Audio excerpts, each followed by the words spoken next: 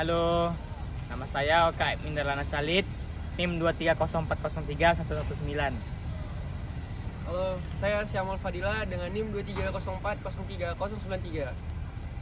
Halo, nama saya Mutari Sijabat dengan NIM 230403139. Halo, perkenalkan nama saya James Marco Sagala dengan NIM 230403144. Halo, perkenalkan nama saya Jimmy Valentino Ginting, NIM saya 230403111. Halo, kami dari mahasiswa Universitas Sumatera Utara, Fakultas Teknik. Prodi Teknik Industri. Kelas C Pengantarkan Industri kelompok 5. Kali ini kami akan membahas salah satu materi yang kami pelajari dari mata kuliah Pengantar Industri mengenai Economics Engineering. Nah, isu yang kami bahas adalah efisiensi penggunaan motor listrik dan motor konvensional bagi driver ojek online. Oke, ikuti keseruan kami. Let's check it out. Sebelum kita memasuki pembahasan selanjutnya, saya akan menjelaskan terlebih dahulu apa itu teknik industri.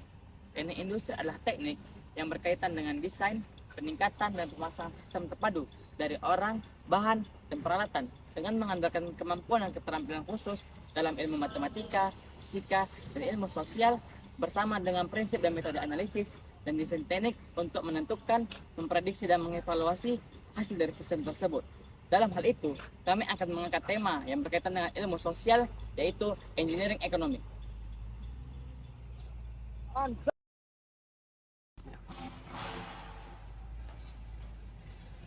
Nah, kali ini kami akan membahas salah satu fungsi dari ilmu teknik industri, yaitu Engineering Economics.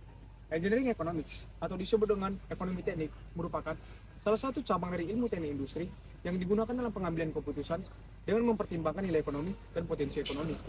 Secara teoritis, ekonomi teknik merupakan sekumpulan teknik matematis yang menyederhanakan perbandingan ekonomi dalam suatu kasus di bidang teknik.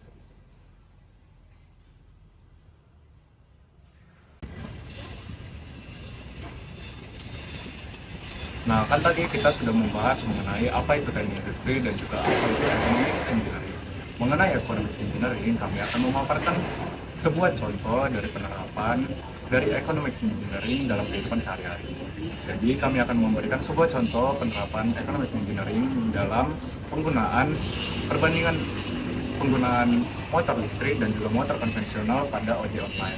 Nah, di sebelah saya sudah tersedia beberapa kelebihan dari motor konvensional. Salah satu kelebihan dari motor konvensional seperti tempat pengisian bahan bakar yang tersedia di banyak tempat. Kemudian ada jarak tempuh yang lebih besar dari motor listrik, kemudian jangkauan kecepatannya yang lebih besar juga daripada motor listrik. Kemudian sekarang ada kekurangan dari motor konvensional. Kemudian kekurangan dari motor konvensional dalam penerapan ojek online termasuk sangat banyak karena salah satu kekurangannya itu seperti tidak ramah lingkungan, kemudian menimbulkan polusi udara dan suara, kemudian dalam segi biaya pembelian motor konvensional termasuk lebih besar daripada motor listrik. Kemudian biaya bahan bakarnya yang termasuk lebih besar biayanya. Kemudian yang terakhir biaya perawatan atau yang disebut maintenance lebih besar daripada motor listrik.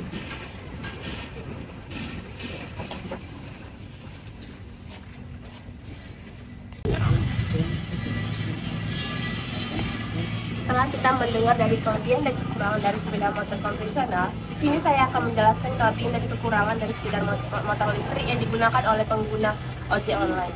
Nah, kelebihannya itu yang pertama adalah tidak ada biaya untuk pembelian motornya, tetapi kita hanya membayar sewa saja sekitar 50.000 per hari. Yang kedua itu perawatan motornya biasanya ditanggungan oleh Grab dan kita hanya membayar sewa saja. Yang ketiga yaitu kita bisa membawa pulang dan kita bisa mengisi baterainya sekitar 3-4 jam saja. Yang paling penting adalah ramah lingkungan, di mana sepeda motor listrik ini tidak bersuara dan tidak mengeluarkan polusi. Dan setelah kita lihat-lihat, kelebihan itu pasti mempunyai kekurangan. Yang pertama yaitu kurangnya tempat pengisian baterainya, lalu yang kedua adalah kecepatannya tidak terlalu kencang.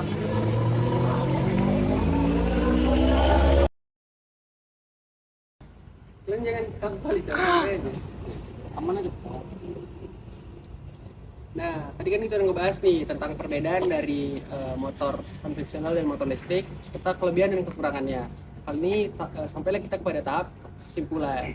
Kesimpulan yang bisa kami berikan untuk motor konvensional dan motor listrik itu biaya awalnya lebih mahal di motor konvensional karena beberapa driver ojek online yang kami wawancarai tadi memberikan pilihan kalau misalnya motor listrik itu bisa disewa per harinya 50.000. Nah, terus juga untuk biaya perawatannya, motor konvensional itu memerlukan maintenance yang lebih tinggi karena harus ada perawatan filter udara, oli, serta yang lain-lainnya.